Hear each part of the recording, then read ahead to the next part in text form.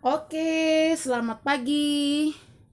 Nah, kali ini kita masuk ke pembelajaran kita subtema 2, yaitu manfaat hewan bagi kehidupan manusia. Halaman 31 ya, Nak. Oke, sebelum belajar, mari siapkan buku tematik, buku catatan, dan alat tulisnya. Oke, yang belum siap dipersiapkan dulu. Oke, sebelum kita masuk ke pembelajaran kita, teacher mau tanya dulu, apa sih manfaat dari hewan bagi kehidupan manusia? Manfaatnya banyak sekali, contohnya untuk memperoleh obat-obatan. Boleh nggak dari hewan? Boleh. Untuk memperoleh sumber makanan. Emang hewan dimakan? Iya, dimakan, tapi diolah terlebih dahulu. Contohnya daging sapi atau ayam. Nah, itu dimakan tapi diolah dulu. Kalau obat, apa sih hewan yang dijadikan obat? Contohnya cacing tanah. Cacing tanah itu sering dijadikan obat untuk penyakit malaria, seperti itu ya. Oke. Kita lanjut ke pembelajaran kita bahasa Indonesia. Jadi anak-anak perhatikan, bahasa Indonesia di subtema 2 ini membahas tentang dongeng ya. Tapi sebenarnya dari subtema 1 pun kita sudah belajar tentang dongeng. Oke, perhatikan di sini tujuan dari pembelajarannya. Yang pertama, siswa mampu membaca nyaring teks dongeng dengan lafal yang tepat ya. Kalau A dibaca A, kalau I dibaca I, seperti itu. Kemudian tanda bacanya dipergunakan dengan baik. Kalau titik artinya kita harus berhenti. Kalau koma berhenti hanya sekejap menarik napas. Nah, kalau tanda tanya penekanannya seperti apa? Nah, itu harus kita pahami ya. Oke. Yang kedua, siswa bisa atau mampu menceritakan kembali dongeng tentang hewan. Jadi, kalian harus mampu menceritakan dongeng tanpa membaca buku, seperti itu. Siswa mampu membaca cerita bergambar tentang kegemaran seseorang. Jadi, tanpa ada tulisan, kalian harus bisa menceritakan apa sih yang diceritakan dari gambar tersebut. Nah, itu kalian harus mampu. Tahun lalu ini keluar di ujian. Jadi kita membuat cerita tentang gambar yang disajikan pada soal. Nah, kalian harus bisa di sini ya. Oke. Nomor 4, siswa mampu menuliskan sifat-sifat tokoh dalam cerita. Nah, kemarin kan kita sudah belajar tuh banyak cerita. Tentang bunga kemarin, si bunga itu bunga melati, bagaimana sifatnya. Kita udah belajar ya. Kemudian siswa mampu menemukan pesan positif dalam cerita. Dalam dongeng maksudnya. Jadi dongeng ini disajikan dia pasti memiliki pesan positif. Jadi kita harus bisa menangkap itu. Kalian harus bisa menangkap apa sih nasihat atau pesan positif yang disajikan dari cerita tersebut. Kalian harus mampu. Itu dia. Oke. Nah, coba perhatikan halaman 32. Nah, perhatikan teks di sana. Seekor anak burung yang membalas budi, ya kan? Nah, ini kalian baca, kalian simak, kemudian kalian jawablah teka-teki silang pada halaman 33. Contohnya nomor 2 pertanyaannya. Tokoh utama dalam dongeng adalah siapa? Nah, teacher sudah baca nih. Ternyata tokoh utama dalam dongeng ini adalah burung. Ya kan? Nah, burung. Itu dia nomor 2 mendatar. Nomor 3 mendatar, benda yang ditemukan tergeletak apa? Benda yang ditemukan tergeletak itu adalah telur. Langsung ditulis ya, tapi nanti kalian baca lagi ceritanya karena ceritanya ini bagus banget loh. Ada pesan positif, ada nasihatnya. Oke.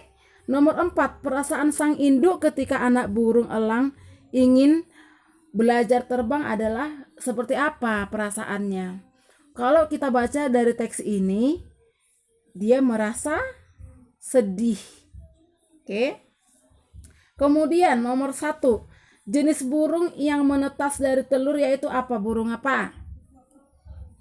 Burung elang.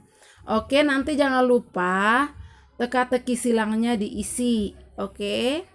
Baca juga teksnya halaman 32. Ceritanya menarik. Oke. Nah, setelah itu di halaman 34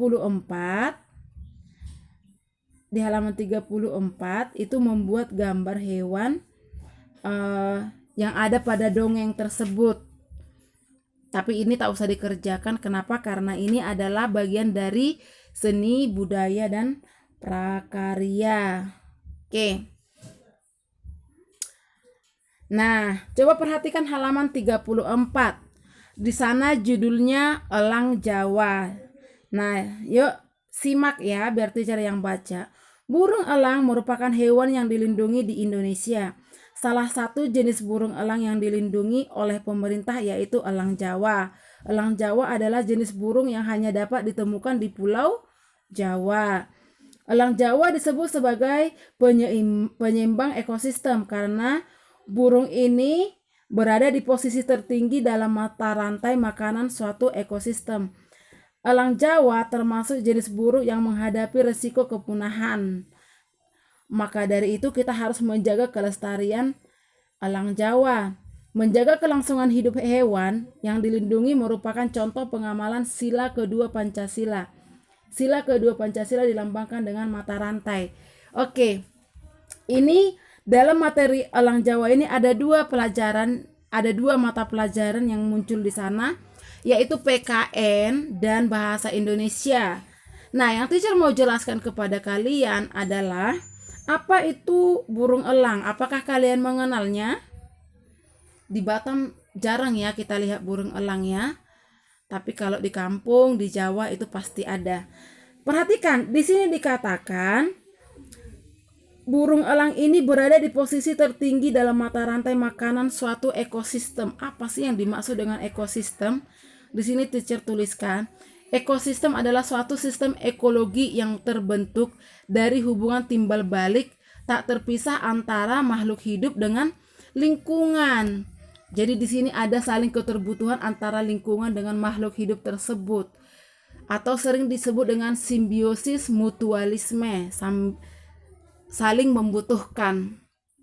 Lalu dicatat di sana burung elang Jawa, dia itu menempati posisi tertinggi dalam mata rantai makanan. Coba lihat, tikus makan rumput, belalang makan rumput, tapi tikus dimakan ular. Kemudian burung elang makan tikus, kemudian burung elang makan ayam juga.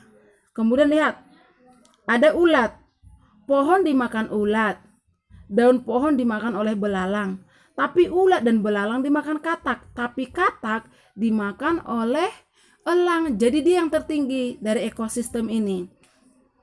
Ular nggak makan elang, ayam nggak makan elang, tapi lihat, elang memakan katak, elang memakan ular, elang memakan ayam. Oke, jadi ini yang disebut dengan mata rantai makanan. Jadi yang tertinggi adalah elang. Kenapa? Karena elang tidak ada yang memakan kecuali kalau dia mati udah tua, kemudian dia jatuh ke tanah lalu dimakan kucing, dimakan cacing seperti itu ya. Oke, ini dia. Coba catat ya, ekosistem itu adalah suatu sistem ekologi yang terbentuk oleh bantuan timbal balik tak terpisahkan antara makhluk hidup dengan lingkungan. Jadi lingkungannya seperti ini, ada pohon, ada tumbuhan, ada hewan-hewan lain. Itu yang dimaksud dengan ekosistem. Lalu kelestarian apa? Apa yang dimaksud dengan lestari? Lestari itu berlangsung hidup dalam jangka waktu yang cukup lama, terawat, itu arti dari lestari. Kemudian kepunahan. Punah itu artinya hampir habis, hampir mati, tidak ada lagi kehidupan seperti itu, tidak memiliki kelangsungan hidup lagi. Itulah yang dimaksud dengan punah. Oke, kata-kata tadi teacher ambil dari kata kunci halaman 34. Di sana ada kata kunci elang, ekosistem, kelestarian, kepunahan. Nah, teacher sudah sebutkan semua artinya, nanti kamu boleh catat sendiri ya. Oke, itu bahasa Indonesia dari materi elang Jawa. Oke, ini tugas kalian. Tugasnya agak banyak ya. Baca teks percakapan halaman 41. Ya, baca teks percakapan halaman 41 dengan seksama. Kemudian kerjakanlah halaman 43. Tuliskan sifat dan tokoh yang ada dalam cerita tersebut. Jadi kalian harus bisa, karena ini adalah salah satu dari tujuan pembelajaran kita, yaitu memahami sifat dari tokoh yang ada dalam cerita. Kemudian bacalah dongeng halaman 46. Ini juga ceritanya menarik, yaitu burung merak dan kuda peniru, ya. Setelah itu kalian jawablah pertanyaan halaman 47. Nih, di manakah perayaan yang dilakukan untuk menyambut sang raja? Ini hanya 5 soal saja ya. Oke. Nah, kalau yang ini teacher jelaskan saja. Ayo menulis halaman 47. Tuliskanlah karakteristik hewan yang terdapat pada gambar tersebut. Nah, kalau gambar nomor 1 ini ekornya panjang. Kemudian kalau gambar 2 ekornya lebar. Nah, itulah karakteristiknya ya. Oke, tugas berikutnya baca halaman 54. 54 yaitu gajah yang baik hati. Ini pun bagus banget ceritanya, bolehlah kalian baca nanti. Setelah itu kerjakan halaman 54 dan halaman 55. Jadi di sini kalian menyusun kata-kata menjadi sebuah kalimat yang utuh, ya kan? Contoh nomor 1. Sangat belalai panjang gajah yang memiliki. Nah, ini kalian susun menjadi kalimat yang benar, yang utuh. Oke, itu saja tugasnya. Jadi ada 3 tugasnya, halaman 43, halaman 47, kemudian halaman 54 dan 55. Dikerjakan ya nak ya, tetap semangat. Oke, bye-bye.